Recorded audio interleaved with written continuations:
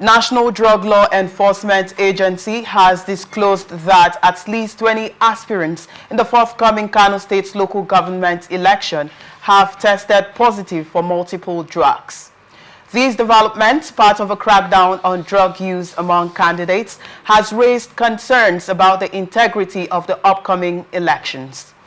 The Nigerian Drug Law Enforcement Agency commander in Kano, Abubakar Ahmed, confirmed to correspondents that the aspirants, all from the ruling New Nigerian People's Party, tested positive for substances including opioids, codeine, THC, the active ingredient in cannabis, benzodiazepines, and nicotine.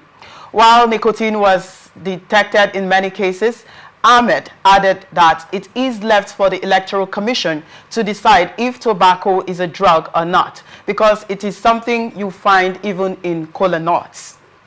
The drug tests are part of the screening process ahead of the NMPP's submission of its candidates list to the Kano State Independent Electoral Commission, KANSEC, which will verify all candidates before the October 26 election.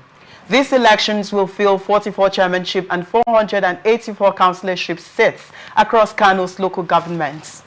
Recall that the Kano State Independent Electoral Commission had pledged to conduct drug tests for all candidates, with its chairman, Professor Sani Malumfashi, making the announcement during a visit to the Nigerian Drug Law Enforcement Agency headquarters. Barrister Ndamzi. I just feel like this drug test should be conducted to all political positions in Nigeria. What do you think? Yes, the idea is a welcomed one. But before it will have its force, they should codify it in our laws. Because in our electoral laws today, you can't find anywhere the law says you subject them to drug testing. But for purpose of sanity, you know, we need to be sure of the mental health of persons we are giving position in the country. You don't give a position to a man who is rascally insane to govern a nation or lead a local government, or even appoint such a person to positions of trust like maybe board membership, commissioners and all that. So we need to be certain of their mental health. We need to be certain that they are not influenced by substances which are harmful and unlawful. Yes. You know, so the idea is a welcome one, and I will advocate that the National Assembly, in conjunction with Independent National Electoral Commission and various states local government, various state independent electoral commissions. All right. They should have this, there should be a synergy wherein, you know, the understanding will be there and the policy adopted and entrenched in our laws to accommodate drug testing for political office holders. Okay. There are rising concerns about the integrity of the upcoming elections as this is coming, the drug test issue now is coming. So they probably feel like that's another way, some people feel like that's another way they want to wipe out power from some people or not giving them the opportunity to contest for the governorship election. What do you think?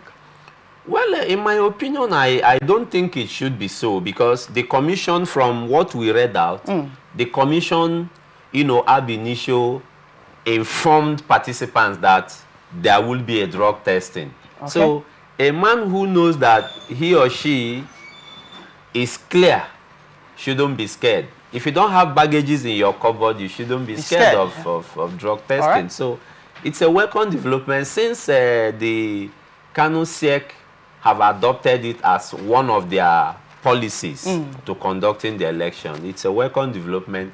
But one thing I know certain is this: the laws are straight. The Constitution is very tight that it is only the court that can disqualify a person from running for a position of trust in Nigeria. Even if it were to be a national election, the Independent National Electoral Commission does not even have the powers under the law to disqualify a candidate.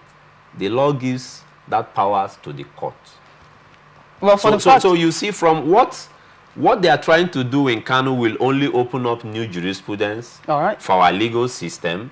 And I can assure that if they go ahead in disqualifying these persons, considering the statutory allowed dates of election, it will alter the process and it will bring electionary crisis in the state.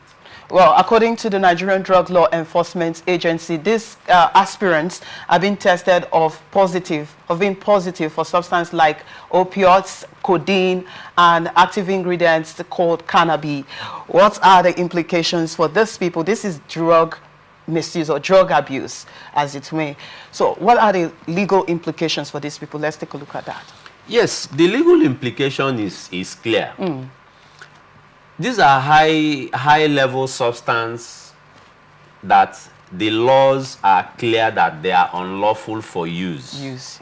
Unless by the prescription of a medical doctor or otherwise. So anybody who is administering such substance have committed an offense. But there are also, I'm aware that the NDLEA have this withdrawal syndrome mechanism. They can as well, have them on oath and possibly place them on the withdrawal syndrome, which will also be helpful for those who are willing to stop the use of hard substance. Okay. So well, there are another twists here to the use of that drugs. They said it's been found in cola that we use. So for those people who have been using cola, is it that they are abusing the drugs now, or they are taking in substance that they shouldn't be?